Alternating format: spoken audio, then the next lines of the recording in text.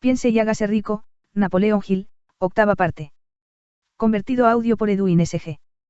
Perseverancia. El esfuerzo sostenido necesario para mover la fe. El octavo paso hacia la riqueza. La perseverancia es un factor esencial para el procedimiento de transformar el deseo en su equivalente monetario. El fundamento de la perseverancia es la fuerza de voluntad. Cuando la fuerza de voluntad y el deseo se combinan adecuadamente, forman una asociación irresistible. En general, los hombres que acumulan grandes fortunas son conocidos como fríos, a veces como despiadados incluso. A menudo son mal interpretados. Lo que tienen es fuerza de voluntad, que ellos combinan con la perseverancia, utilizando ambas cosas para apoyar sus deseos y asegurarse así el logro de sus objetivos. La gran mayoría de la gente está preparada para echar por la borda sus objetivos y propósitos, abandonándolos a la primera señal de oposición o desventura. Unos pocos continúan, a pesar de todas las oposiciones, hasta que los alcanzan. Es posible que no exista ninguna connotación heroica en el concepto de perseverancia, pero esa cualidad es para el carácter de un hombre lo que el carbón para el acero. En general, la formación de una gran fortuna implica la puesta en práctica de los 13 factores de esta filosofía. Todos aquellos que acumulan dinero tienen que comprender estos principios, han de aplicarlos con perseverancia. Su test de perseverancia. Si usted está siguiendo lo que se dice en este libro con la intención de aplicar los conocimientos que comunica, su primera prueba en cuanto a su nivel de perseverancia se la encontrará cuando empiece a seguir los 6 pasos descritos en el segundo capítulo. A menos que usted sea una de las 2 personas de cada 100 que ya poseen un objetivo marcado que se esfuerza por alcanzar, así como un plan definido para conseguirlo, puede leer las instrucciones y continuar después con su rutina diaria, sin llegar a cumplir nunca esas instrucciones. La falta de perseverancia es una de las grandes causas del fracaso.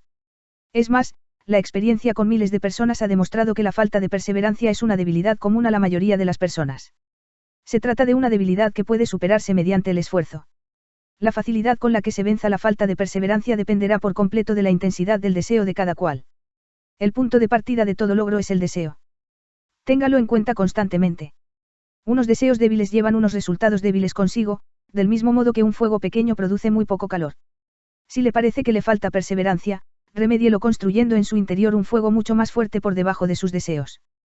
Continúe leyendo hasta el final, y luego vuelva al capítulo 2, y empiece de inmediato a llevar a cabo las instrucciones que allí se dan en relación con los 6 pasos. La avidez con la que siga esas instrucciones indicarán con claridad lo mucho, o lo poco, que desea acumular dinero. Si descubre que se siente indiferente, le aseguro que no ha adquirido todavía la conciencia del dinero que debe poseer, antes de poder estar seguro de acumular una fortuna. Las fortunas gravitan hacia los hombres cuyas mentes han sido preparadas para atraerlas con la misma seguridad con que el agua gravita hacia el océano. Si llega a la conclusión de que su perseverancia es débil, centre su atención en las instrucciones contenidas en el capítulo sobre el poder, rodéese de un equipo de trabajo, y podrá desarrollar la perseverancia a través de los esfuerzos cooperativos de los miembros de ese grupo de personas. Encontrará más instrucciones para el aumento de la perseverancia en los capítulos sobre la autosugestión y la mente subconsciente. Siga las instrucciones perfiladas en esos capítulos hasta que la naturaleza del hábito transmita a su mente subconsciente una imagen clara del objeto de su deseo. A partir de ese punto, ya no se verá obstaculizado por la falta de perseverancia. Su mente subconsciente actúa continuamente, tanto si usted está despierto como si duerme. Tiende usted a la conciencia del dinero, o a la conciencia de la pobreza. No le serán de ningún valor los esfuerzos espasmódicos u ocasionales para aplicar las reglas. Si desea obtener resultados, tiene que aplicar todas las reglas hasta que esa aplicación se haya convertido en un hábito fijo. De ninguna otra forma podrá desarrollar la necesaria conciencia del dinero. La pobreza es atraída hacia la persona cuya mente es favorable a ella, mientras que el dinero es atraído hacia la que se ha preparado deliberadamente para atraerlo, y según las mismas leyes. La conciencia de la pobreza se apoderará de la mente que no se ocupe de la conciencia del dinero. Una conciencia de la pobreza se desarrolla sin aplicación consciente de hábitos favorables a la misma. La conciencia del dinero, en cambio, se ha de crear, a menos que uno haya nacido con ella. Comprenda el completo significado de las afirmaciones que se hacen en el párrafo anterior, y habrá entendido la importancia de la perseverancia en la acumulación de una fortuna. Si no existe perseverancia, se verá derrotado, incluso antes de que haya empezado. Con la perseverancia, seguro que ganará. Si alguna vez ha experimentado una pesadilla, se dará cuenta del valor de la perseverancia. Se encuentra usted en la cama, medio despierto, con la sensación de estar a punto de ahogarse. No se siente capaz de volverse de lado, ni de mover un solo músculo. Se da cuenta de que tiene que recuperar el control de su cuerpo. A través de un esfuerzo perseverante de fuerza de voluntad, se las arregla al fin para mover los dedos de una mano. Mientras continúa con el movimiento de los dedos, extiende su control a los músculos de un brazo, hasta que puede levantarlo. Luego, de la misma manera, consigue el control del otro brazo. A continuación logra controlar los músculos de una pierna, y luego de la otra. Por último, y con un supremo esfuerzo de voluntad, recupera el control completo de su sistema muscular, y entonces logra escapar de su pesadilla. El truco se ha efectuado paso a paso. ¿Cómo librarse de la inercia mental? Es posible que le sea necesario, librarse, de su inercia mental. Debe hacerlo mediante un procedimiento similar, con movimientos lentos al principio, para luego aumentar poco a poco su velocidad, hasta recuperar un control completo sobre su voluntad. Sea perseverante, sin que importe la lentitud con que se mueva al principio. Con la perseverancia llegará el éxito. Si selecciona con cuidado a su equipo de trabajo, encontrará en él a una persona por lo menos que le ayudará en el desarrollo de la perseverancia. Algunos hombres que han acumulado grandes fortunas lo hicieron impulsados por la necesidad. Desarrollaron el hábito de la perseverancia porque fueron impulsados por las circunstancias y tuvieron que llegar a ser perseverantes. Quienes han cultivado el hábito de la perseverancia parecen disfrutar de una especie de seguro contra el fracaso. No importan las veces que se vean derrotados, siempre terminan por subir el último peldaño de la escalera. A veces parece como si existiera un guía oculto cuya tarea consistiera en poner a prueba a los hombres por medio de toda clase de experiencias descorazonadoras. Aquellos que, después de la derrota, se levantan y siguen intentando llegar, terminan por lograrlo, entonces, el mundo entero grita, ¡bravo! Sabía que lo conseguirías. El guía oculto no permite que nadie disfrute de grandes logros sin pasar por la prueba de la perseverancia. Quienes no la superan tampoco llegan a donde quieren llegar. Aquellos que la superan se ven recompensados por su perseverancia. Como compensación a ella, reciben la consecución del objetivo que hubieran estado persiguiendo. Pero eso no es todo. También reciben algo mucho más importante que la compensación material, el conocimiento de que, cada fracaso lleva consigo la semilla de una ventaja equivalente. Elévese por encima de sus fracasos. Hay excepciones a esta regla, unas pocas personas conocen por experiencia lo sana que es la perseverancia. Son las personas que han aceptado la derrota solo como algo temporal. Son las personas cuyos deseos se aplican de un modo tan perseverante, que la derrota acaba por transformarse en victoria. Los que estamos observando lo que ocurre en la vida vemos a un número abrumadoramente grande de personas desmoronadas por la derrota, que ya no vuelven a levantarse nunca. Vemos a los pocos que aceptan el castigo de la derrota como una urgencia de hacer un esfuerzo aún mayor. Estos últimos, por fortuna, nunca aprenden a aceptar los reveses de la vida. Pero lo que no vemos, lo que la mayoría de nosotros ni siquiera sospecha que exista, es el poder, silencioso pero irresistible, que acude al rescate de aquellos que siguen luchando frente al desánimo. Si hablamos de ese poder, lo denominamos perseverancia, y lo dejamos tal cual. Pero hay algo que todos debemos saber, si no se posee perseverancia, no se alcanza éxito notable alguno en ningún campo de actividad. En el momento de escribir estas líneas, levanto la cabeza de mi trabajo y veo ante mí, a menos de una manzana de distancia, el grande y misterioso Broadway, el cementerio de las esperanzas muertas, y la puerta delantera de la oportunidad. A Broadway han acudido personas procedentes de todo el mundo en busca de fama, fortuna, poder, amor, o todo aquello que los seres humanos consideran éxito. De vez en cuando, mientras alguien abandona la larga procesión de buscadores, el mundo recibe la noticia de que otra persona ha logrado triunfar en Broadway. Pero Broadway no se conquista ni con facilidad ni con rapidez. Reconoce el talento, sabe distinguir el genio y recompensa en dinero después de que uno se haya negado a abandonar.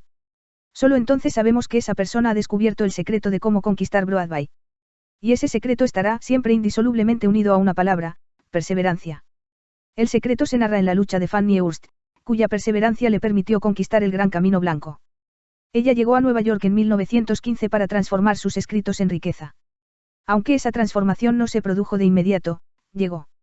Durante 4 años, la señorita Hurst conoció las aceras de Nueva York, a través de una experiencia de primera mano.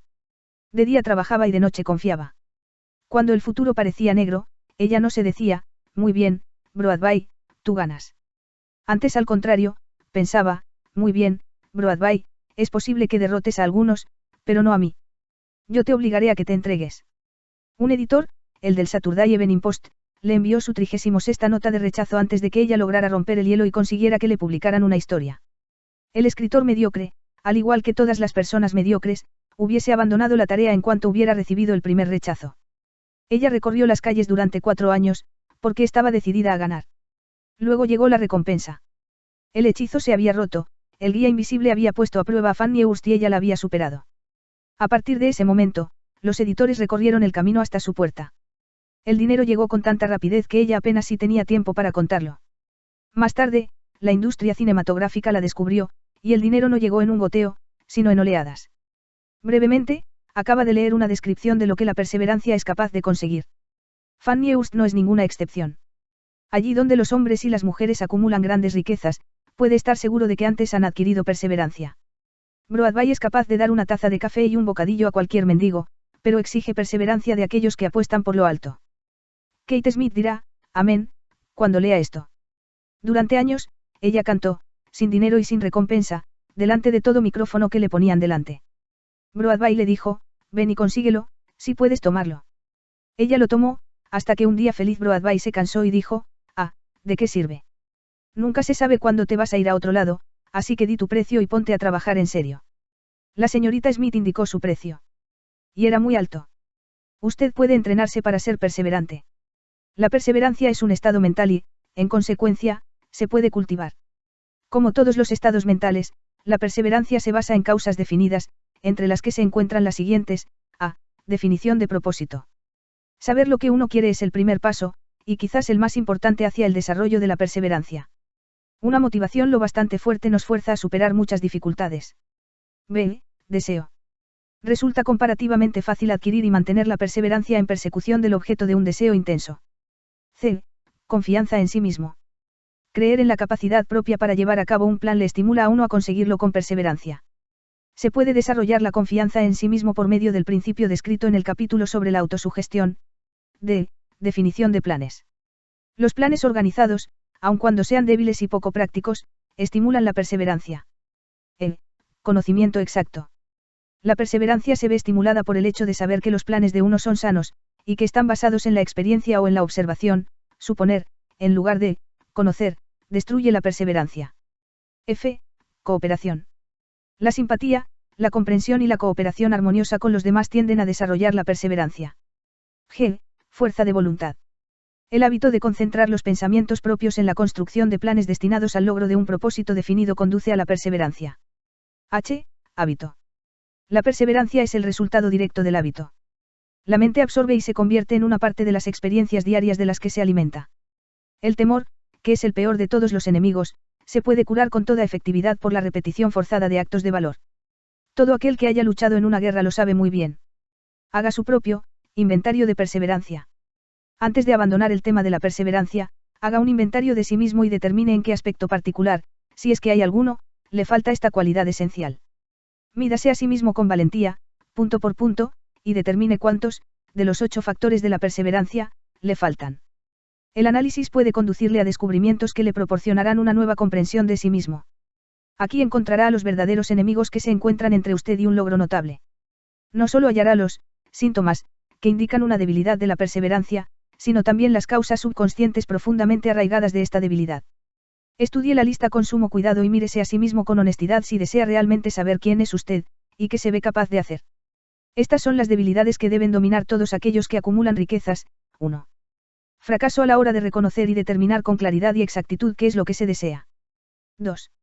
Dilación, con o sin causa. Por lo general, apoyada por toda una serie de justificaciones y excusas. 3. Falta de interés para adquirir conocimientos especializados. 4. Indecisión, el hábito de pasar la pelota, en todas las ocasiones, en lugar de abordar los temas de frente. Apoyada también por numerosas justificaciones.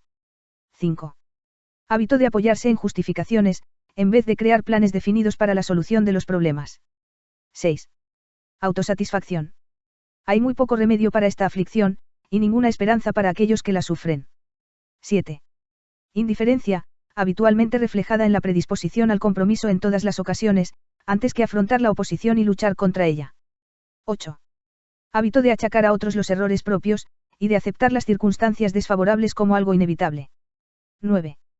Debilidad de deseo, a causa de la negligencia en la elección de los motivos que impelen a la acción. 10. Predisposición, e incluso avidez, por abandonar la lucha a la primera señal de derrota. Basada en uno, o en varios, de los 6 temores básicos. 11. Falta de planes organizados, expuestos por escrito de forma que puedan ser analizados. 12. Hábito de descuidar el moverse por ideas, o de aprovechar la oportunidad cuando se presenta. 13. Desear en lugar de querer. 14. Hábito de alcanzar un compromiso con la pobreza, en lugar de aspirar a la riqueza. Ausencia general de ambición de ser, de hacer, de poseer. 15. Buscar todos los atajos hacia la riqueza, tratando de conseguir sin estar dispuesto a dar un equivalente justo, lo que suele verse reflejado en el hábito del juego, y la tendencia a buscar buenas gangas. 16. Temor a la crítica, y fracaso a la hora de crear planes y ponerlos en práctica a consecuencia de lo que otros piensen, hagan no digan. Este enemigo debería estar al principio de la lista, porque, por lo general, existe en la mente subconsciente, donde su presencia no suele ser reconocida. Véanse los 6 temores básicos en un capítulo posterior. Siglo I teme las críticas. Examinemos algunos de los síntomas del temor a la crítica. La mayoría de la gente permite que parientes, amigos y público en general influyan sobre ellos de tal modo que no son capaces de vivir su propia vida debido a su temor a la crítica. Muchas personas cometen un error al casarse, pero aceptan la situación y llevan una vida miserable y desgraciada porque temen a la crítica que les harían si decidieran corregir el error. Cualquiera que se haya sometido a esta forma de temor conoce muy bien el daño irreparable que causa, ya que destruye la ambición y el deseo de conseguir algo.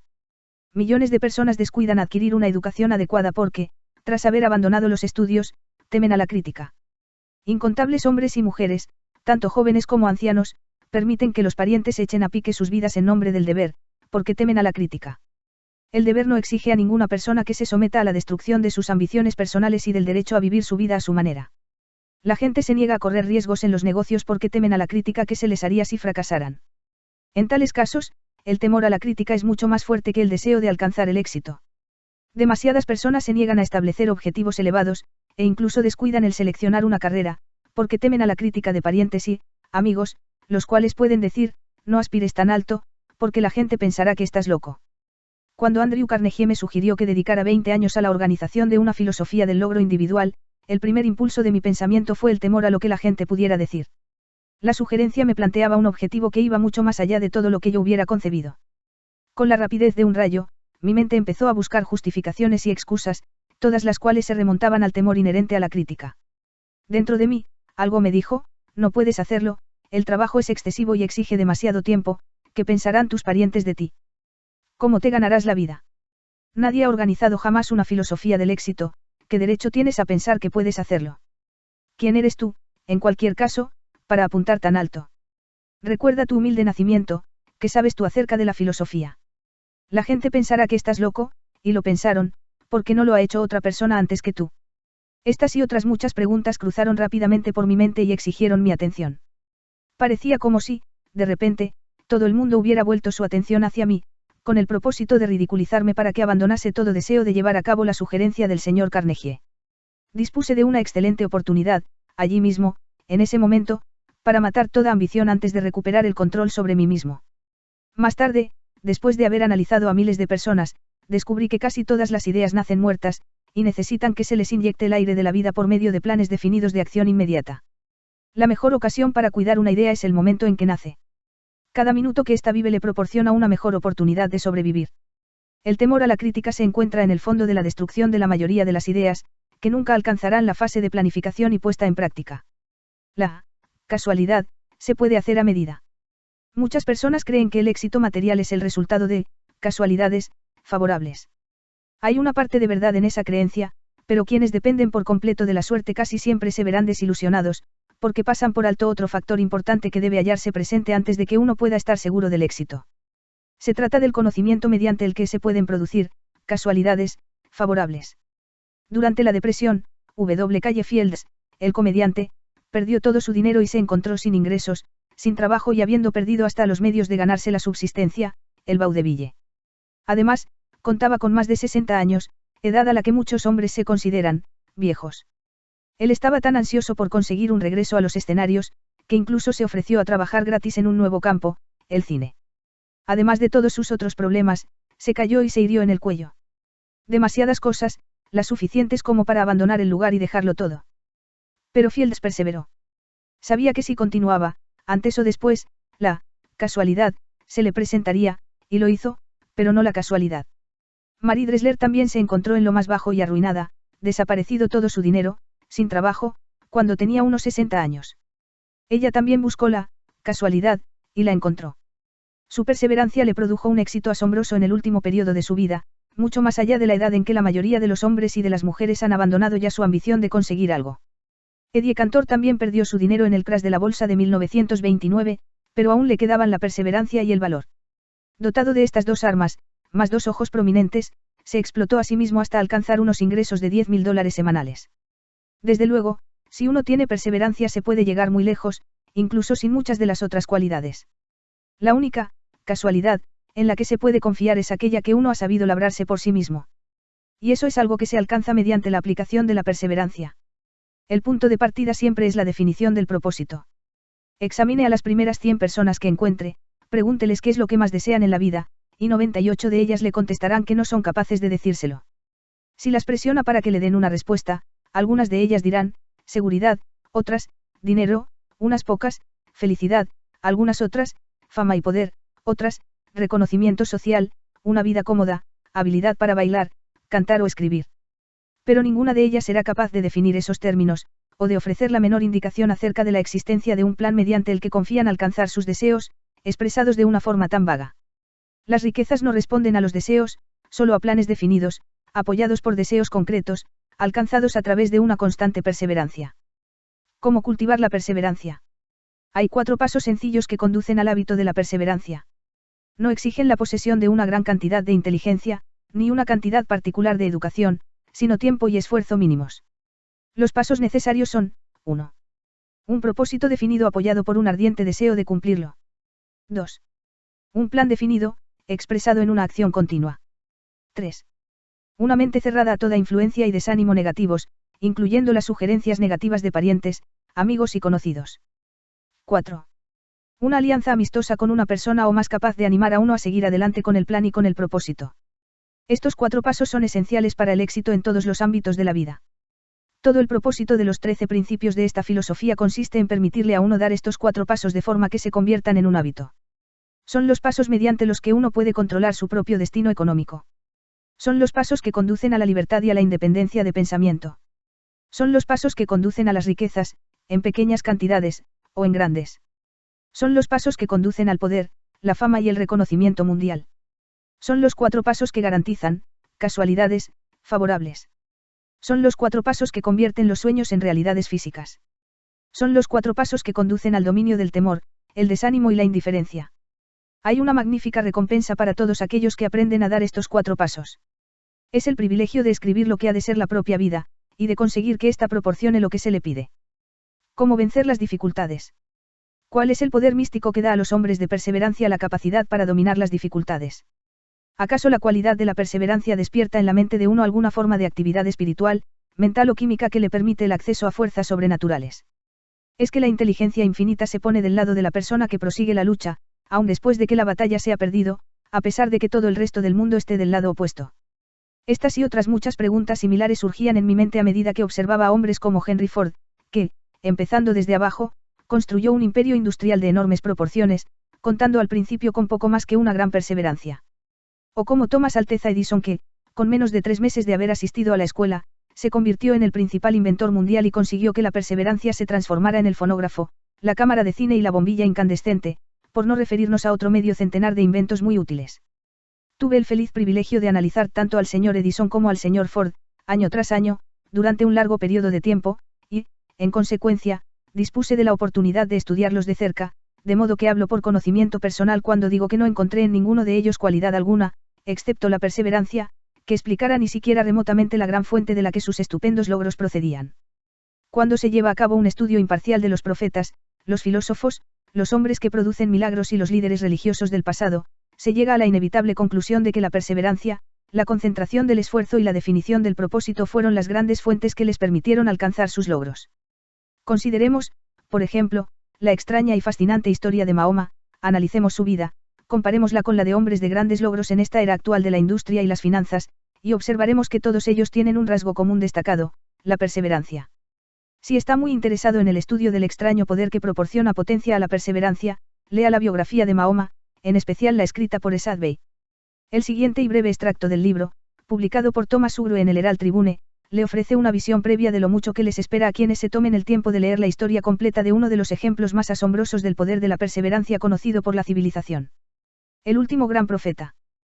Por Thomas Sugru. Mahoma fue un profeta, pero jamás hizo milagros. No fue un místico, no poseía una educación formal, no inició su misión hasta que cumplió los 40 años. Cuando anunció que era el mensajero de Dios, portador de la palabra de la religión verdadera, fue ridiculizado y tachado de lunático. Los niños se burlaban de él, y las mujeres le arrojaban basura. Fue desterrado de su ciudad natal, la Meca, y sus seguidores privados de sus bienes mundanos y enviados al desierto, tras él. Después de haber predicado durante 10 años no tenía nada que mostrar excepto destierro, pobreza y ridículo. Sin embargo, antes de que otros 10 años transcurrieran, se había convertido en el dictador de toda Arabia, en gobernante de la Meca, y en la cabeza de un nuevo mundo religioso que, con el tiempo, se extendería hasta el Danubio y los Pirineos, antes de agotar el impulso que él le proporcionó. Ese impulso fue de 3 clases: el poder de las palabras, la eficacia de la oración y el parentesco del hombre con Dios. Su carrera nunca tuvo sentido. Mahoma nació de miembros empobrecidos de una familia dirigente de la Meca. Como quiera que la Meca era cruce de caminos del mundo, hogar de la piedra mágica llamada la Kaaba, gran ciudad comercial, centro de las rutas de caravanas y no muy saludable, los niños eran enviados al desierto, a que fueran criados por los beduinos. De ese modo, Mahoma fue alimentado y obtuvo fortaleza y salud de la leche de madres nómadas y experimentadas. Atendió a las ovejas y no tardó en ser contratado por una viuda rica como jefe de sus caravanas. Viajó a todas las partes del mundo oriental, habló con muchos hombres de diversas creencias y observó el declive de la cristiandad en sectas que guerreaban las unas contra las otras. Cuando tenía 28 años, Khadija, la viuda, lo miró con favor y se casó con él. El padre de ella se hubiera opuesto a ese matrimonio, así que ella lo emborrachó y logró que diera la bendición paterna. Durante los 12 años siguientes, Mahoma vivió como un rico comerciante, respetado y muy astuto. Luego empezó a deambular por el desierto, y un buen día regresó con el primer verso del Corán, y le dijo a Khadija que el arcángel Gabriel se le había aparecido y le había dicho que él iba a ser el mensajero de Dios. El Corán, la palabra revelada por Dios, fue lo más cercano a un milagro que Mahoma hizo en toda su vida. No había sido poeta, no tenía el don de la palabra. Y, sin embargo, los versos del Corán, tal y como él los recibió y los recitó con toda fidelidad, eran mejores que cualesquiera versos que los poetas profesionales de las tribus pudieran producir. Eso fue un verdadero milagro para los árabes. Para ellos, el don de la palabra era el mayor don, el poeta era todopoderoso. Además, el Corán decía que todos los hombres eran iguales ante Dios, que el mundo debía ser un estado democrático, el Islam. Esta herejía política, más el deseo de Mahoma de destruir los 360 ídolos existentes en la plaza de la Kaaba, fue lo que le ganó el destierro. Los ídolos atraían a las tribus del desierto a la Meca, y eso significaba comercio. Así que los hombres de negocios de la Meca, los capitalistas, de los que él mismo había formado parte, se echaron sobre Mahoma. Entonces se retiró al desierto y demandó la soberanía sobre el mundo entero. El auge del Islam comenzó. Del desierto surgió una llamarada que no se extinguiría, un ejército democrático luchando como una unidad y preparado a morir sin pestañear. Mahoma había invitado a judíos y a cristianos a unírsele, porque él no estaba creando una nueva religión. Estaba llamando a todos aquellos que creían en un solo Dios a unirse en una sola fe. Si los judíos y los cristianos hubieran aceptado su invitación, el Islam hubiese conquistado el mundo entero. Pero no fue así. Ni siquiera aceptaron la innovación de Mahoma de introducir la guerra humana. Cuando los ejércitos del profeta entraron en Jerusalén, no mataron a una sola persona a causa de su fe. En cambio, cuando los cruzados entraron en la ciudad santa, varios siglos más tarde, no le fue perdonada la vida a ningún musulmán, fuera hombre, mujer o niño. Los cristianos, no obstante, aceptaron una idea musulmana, el lugar de aprendizaje, la universidad.